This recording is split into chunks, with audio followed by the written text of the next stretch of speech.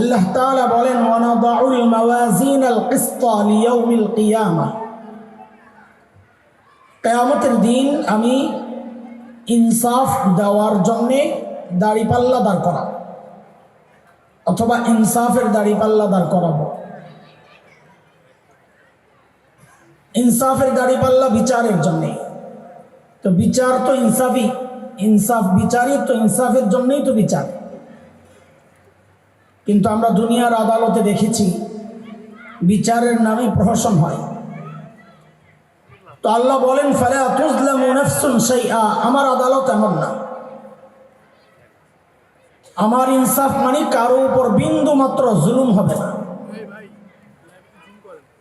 এই বিন্দু মাত্র মানে কি?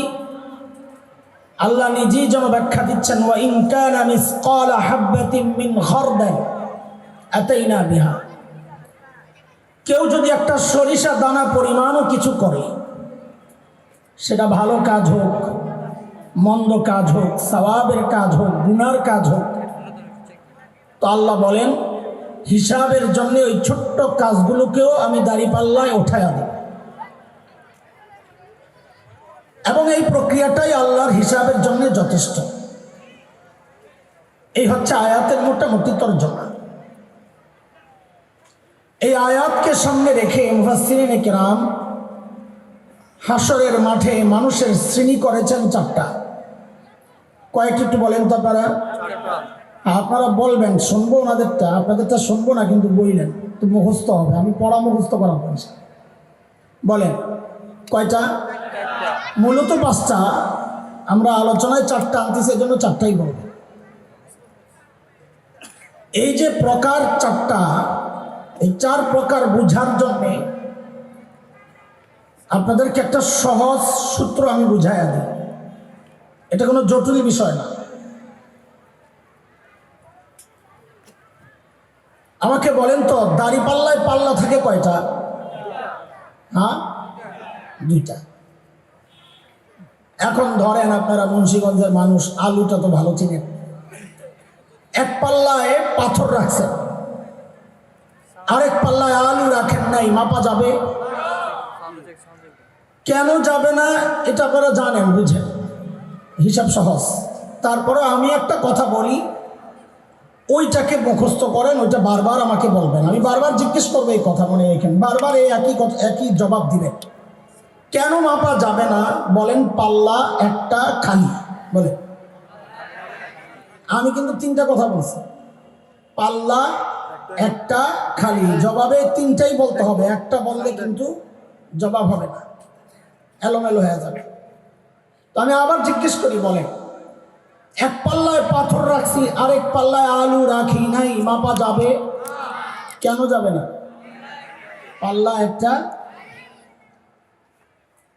এর উল্টাও হইতে পারে, ধরেন এক পাল্লায় আলু রাখছেন, আরেক পাল্লায় পাথর দেন নাই, মাপা যাবে? কেন যাবে না? পাল্লা একটা খালি। হ্যাঁ, এই তিনটা না বলে হ্যাঁ থেকে আরেকজনে ভুল বলছে, তিনটা না বললে ভেজাল হবে। হাসরের মাঠে আল্লাহর আদালতে এমন কিছু মানুষ আসবে যাদের নেকির পাল্লায় নেকি তো আছে, কিন্তু গুনার পাল্লায় গুনাহ নাই একটাও। বলেন তো তাদের আমল মাপা যাবে? কেন যাবে না? পাল্লা একটা। হ্যাঁ, এই তো মাশাআল্লাহ বুঝছেন না। এই মানুষগুলোর ব্যাপারেই আল্লাহ তাআলার সিদ্ধান্ত, তারা বিনা হিসাবে জান্নাতে চলে যাবে। আচ্ছা, বিনা হিসাবে কেন বলেন তো? হিসাব কেন হবে না আবার বলেন তো? পাল্লা একটা। মাশাআল্লাহ। আরেকটা শ্রেণী আসবে ঠিক তার উল্টা, যাদের গুনার পাল্লায় গুনাহ তো আছে, কিন্তু নেকির পাল্লায় নেকি নাই একটাও। আচ্ছা বলেন তো তাদের আমল মাপা যাবে? কেন যাবে না? পাল্লা একটা। তাদের ব্যাপারে আল্লাহ তাআলার সিদ্ধান্ত, ফালা নুকিমু লাহুম ইয়াওমাল কিয়ামাতি ওয়াজনা, আমি ওদের আমল মাপবো না, বিনা হিসাবে জাহান্নাম। আচ্ছা বিনা হিসাবে কেন বলেন তো? হ্যাঁ হ্যাঁ হ্যাঁ, ওই কাহিনীও একটাই। বলেন পাল্লা একটা, কয় গ্রুপ গেল? বিনা হিসাবে জান্নাত এক গ্রুপ, বিনা হিসাবে জাহান্নাম আরেক গ্রুপ, আর বাকি আছে কয় গ্রুপ? এই দুই গ্রুপের দুই পাল্লাতেই আছে। কারো নেকির পাল্লাটা ভারী, কারো গুনার পাল্লা ভারী। এই দুই গ্রুপের ব্যাপারে আল্লাহর কি সিদ্ধান্ত? সূরা আল কারিআর মধ্যে আল্লাহ নিজেই বলেন, ফাআম্মা মান সাকুলাত মাওয়াজিনুহু ফাহুয়া ফি ঈশাতির রাদিয়াহ। যার নেকির পাল্লা ভারী আল্লাহ বলেন সে জান্নাতি। ওয়া আম্মা মান খাফফাত মাওয়াজিনুহু ফাউম্মুহু হাওিয়াহ। যার গুনার পাল্লা ভারী আল্লাহ বলেন সে জাহান্নাম। ভাই কয় গ্রুপ হয়েছে তাড়াতাড়ি বলেন? এক গ্রুপ বিনা হিসাবে জান্নাত, আরেক গ্রুপ বিনা হিসাবে, আরেক গ্রুপ হিসাব সহ পাল্লা ভারী হইলে নেকি জান্নাত, আরেকটা পাল্লা নেকিটা হালকা গুনারটা ভারী তো জাহান্নাম। চলেন এই চার গ্রুপ নিয়ে একটু বুঝার চেষ্টা করি, আমরা কোন গ্রুপে পড়তে পারি, কোন গ্রুপ থেকে বাঁচতে হবে। এটাই আজকের আলোচনা। সময় কম, আমি চিন্তা করতেছি কি বইলা সময়টা পার করুন, সময় তো কম, লম্বা কোনো কথা বলা যাবে না। ওই যে প্রথম গ্রুপ, যাদের নেকির পাল্লায় নেকি আছে, গুনার পাল্লা খালি, সিদ্ধান্ত কি আল্লাহর বিনা হিসাবে, তারা কারা? আহলুস সুন্নাহ ওয়াল জামাতের আকীদা, উলামায়ে দেওবন্দের আকীদা, সমস্ত নবী মাসুম নিষ্পাপ, কোন নবী জিন্দেগিতে কোনো গুনাহ করেন নাই। বলেন তো, আমার কথাটা বলেন সবাই, কোন নবী জিন্দেগিতে কোনো গুনাহ কেন করেন নাই? এটা ভিন্ন সাবজেক্ট, লম্বা সময় লাগবে বুঝাইতে। তবে যেহেতু কথা উঠাইলাম, একটু বলি যেন এমনটা না হয় যে একটা বিষয় আসছে ওই বিষয়ে আমি কিছুই জানি না, এমনটা যেন না হয়। নবীরা গুনাহ কেন করেন নাই?